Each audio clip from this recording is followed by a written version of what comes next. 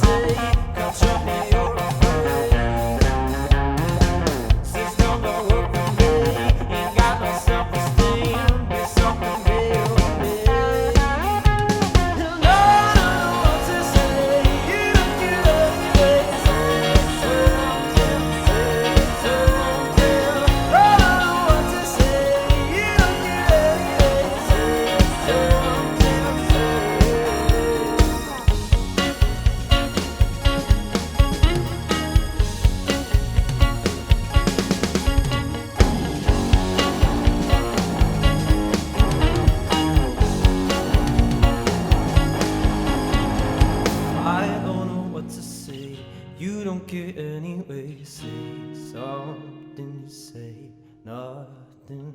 He was led astray. You're better anyway without him, without. He knows just what to say. I don't care anyway. I am going my independence. He took your heart away. You're better anyway without him, without. I don't know what to say. You don't care anyway.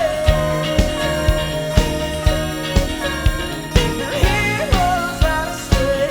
You're better anyway.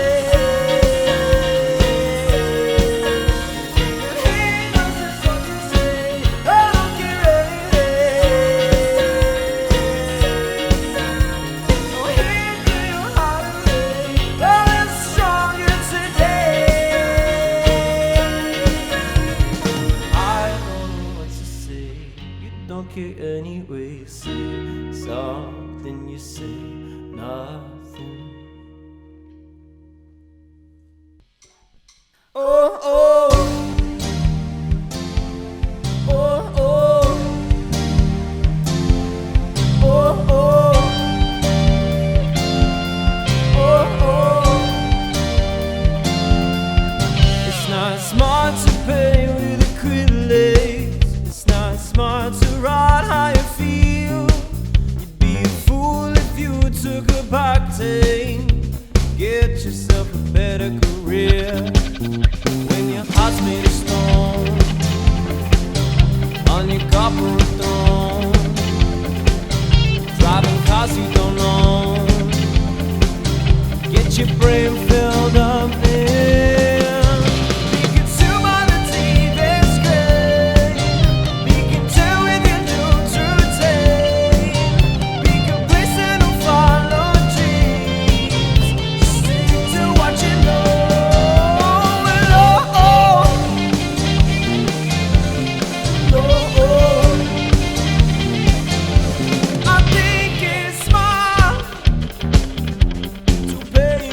With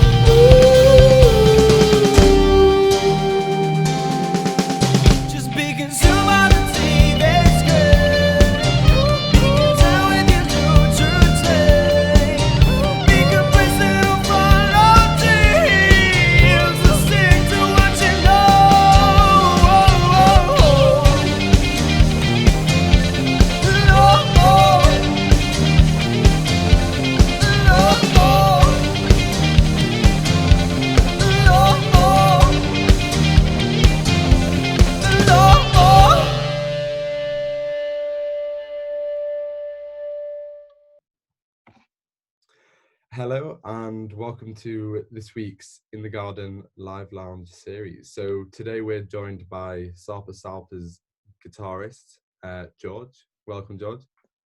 Hello, you all right? How you doing? Not bad, not bad. Well, so first of all, do you mind just telling us a bit about Sarpa Salpa and your band and kind of the things you've been up to recently? Sure, yeah. So I mean, we started way back in like 2017, and then last year Meg joined us on keys. We were a four-piece, now we're a five-piece. We're sort of inspired by the likes of Friendly Fires and everything. Just trying to make like sort of upbeat indie dance music.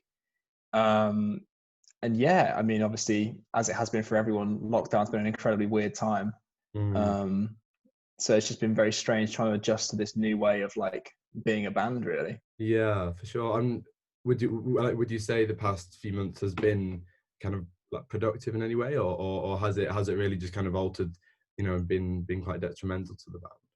I think initially it was very detrimental. Like, I think like everyone, we were quite disheartened by the whole thing. Like we had so Yeah, much like sure. lined up for summer, and but then you kind of take a step back and you think, actually, how often do you get 3, 4, however many months it's been, to just sit down and actually write loads of new music. So Mm. it's in that way it's been a really great opportunity just to write as much as we can, really. Yeah.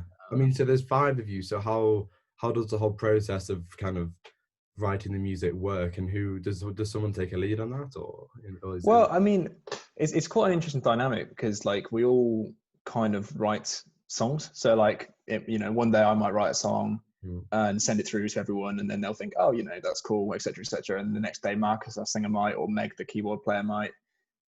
So yeah, all of our songs are written by different people, and Yeah, it's quite an interesting way of doing it because that's obviously you really just get nice. so many different ideas flying around. So Um, so you say write a song in it's probably a stupid question, but do you mean the lyrics and actually writing the words, or just the actual music? I mean that varies as well. So again, sometimes like recently I wrote a song, uh, all the music of it, and Mm. then Meg wrote the lyrics, and then Marcus, then our singer, sang them. So again, it's like a Ah, three-way sort of true collaboration on that one. collaboration. Yeah, yeah. Yeah, so it's just it honestly depends on the track. Like they're all cooked up in different ways, really. What kind of what kind of things are you writing about? I think I think at the moment we're writing a lot about sort of trying to achieve what we want to achieve, if that makes sense. Like, for everyone, lockdown has made that so much harder. But it's, while still like working full time, and for us, music was quite an escape. So not being able to get out there and play gigs was definitely a little bit disheartening. Mm. So I think that's definitely had some kind of impact on the music, and it's definitely. I don't want to say our songs are sadder because they're not. They're not Yeah, sad, but they might. They've got like an upbeat vibe, but some of the lyrics might, suggest otherwise. yeah. I mean, this is it, because it's been nearly 6 months of Mm, no live performing, and I guess as a band, that's to a large extent you kind of view that as your purpose, and you're writing this music so that you can perform it live. I mean, how's that been? Do you sure. are you missing that? Oh, massively. I mean, I think for us particularly, like the live side of it's always been such a big element. Yeah. Like when we first started the band, we probably existed for around a year before we even like put any music out because we were just enjoying the live side of it so much. It's like Um, so I think whenever we write music, it's always with the live side in In mind, kind of mind, thing. yeah, sure. So yeah, not being able to do that has been very, very strange. I, It's been very yeah. weird. I mean, what is, as cliche as it sounds, what's that feeling like, being in front of a crowd of people, and it must be a kind of a bit of a high, a kind of, maybe a kind of bit of an addictive high, but is that just an amazing, feeling? I think so. Yeah, I think you can't really you can't really beat anything that feeling, like where you're playing in a room and people know the words and they're sort of Yeah, dancing exactly, along. It's a very, it is a great feeling. for sure. Um, And so okay, so if I had to pin you down on kind of who you say, who you'd say your influences are, you go and give, who do you say? I mean, for me, I would say some big influences would be like Foles. Mm. I've been listening a lot to I mean, I always listen to Friendly Fires. They're such a great band. Yeah.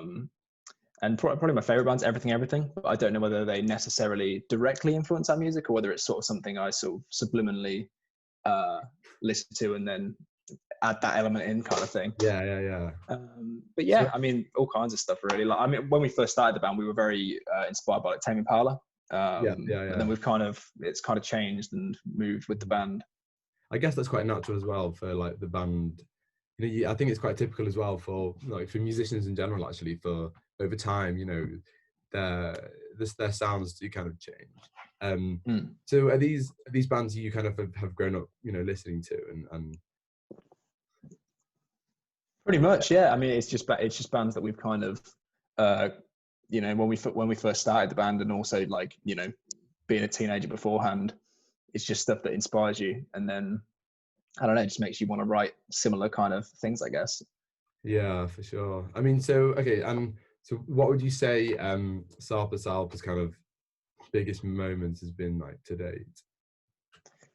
I mean, I think definitely a highlight for us was probably right at the end of last year in December. We did our biggest sort of hometown show, and we played at a venue called the Roadmender in Northampton, which is like locally like quite a it's quite a big highlight to do. Like all the sort of local bands sort of aim to play that sort of stage. So that was definitely a huge moment for us.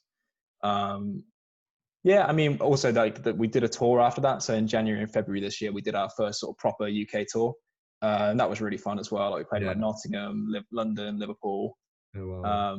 So yeah, I mean, it's all been fun. What's tour like? I mean, is there any other kind of tensions between anyone or any kind of natural arguments or in general, do you guys just get on really well? I think generally we get on really well. I mean, obviously, you know, like with any great friendship, there comes little bickering, you know. Of course. But it is what it is. No, it's just fun time. Like, and I think there's something about, you know, 5 people staying in the worst hotel room in the world that's just like the best experience. Yeah, exactly. You know? No, having just played kind of a hugely amazing sweaty gig, you just kind of and in a way it doesn't matter, like you're on tour with your friends playing, so it's like the details of kind of where you stay and how you travel are kind of this is it. How did you guys all meet? So Marcus and I, we played together in a band previously. We've sort of been playing in bands for God knows how long at this point. And then our previous band sort of fell apart. And then I started a different band with Ethan, our bass player. Yeah. And that kind of fizzled out. So then I sort of did a post on Facebook, I think at the time, saying like, I started up this band with Marcus, and I sort of did a post like looking for a bass player. At which point, like Ethan was like super offended, like, "Oh my god, he's kicked me out of this band." So then, we then got Ethan in this band, and then Charlie joined on drums. I think Charlie and Marcus again known each other for some time, so we all kind of like known each other for a while. And then we were a band as the 4 of us for probably just over 2 years. And then we kind of, when we were in the studio, we're finding that a lot of the songs we were writing were probably, you needed like 5 people to do it properly. Yeah. And it was either we start playing to like backing tracks, which we weren't super keen on, or we get someone else in. Yeah. And then Meg, again, is like just a friend of the band, and we've known her for a few years, and she's played in some really great bands in Northampton as well. So we figured, who better to get in? Yeah, definitely. And the process of actually getting music out there I imagine the studio is kind of at the end point of that, and once everything's been, well rehearsed and everything. So like where would you guys be practicing before getting to the studio? So I mean, there's a rehearsal studio in Northampton called Stalker's Studio, which is just where we sort of go like on a weekly basis and just hash out the songs beforehand. And then we record in a very small studio in Bedford with a friend of ours called Faz, and he's done all of our music. And it's just I think we got like a nice little team between like the 6 of us and our manager Kev. So we'll hash out in the rehearsal room for probably a few months, and then actually take it to the studio and do it properly. I mean, it sounds like things are going, sounding really exciting for Sarpa Salpa. I mean, what's, post post lockdown when things start to open up again? What's the plan? Do you have any things in place or? Yes, I mean we've literally just finished recording and mastering our next single, so I think that's. I don't know if we've announced this yet. So this is sort of exclusive, I suppose. Oh wow! Okay. we're The first to we're hit. releasing another single in October, I think. Okay. And then I think that will then lead into some kind of EP early next year.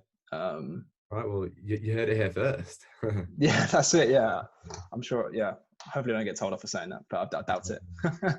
George, thank you so much for talking to Burst Radio. No, it's been my pleasure. Thank you for having me. Right. Good to see you. Bye.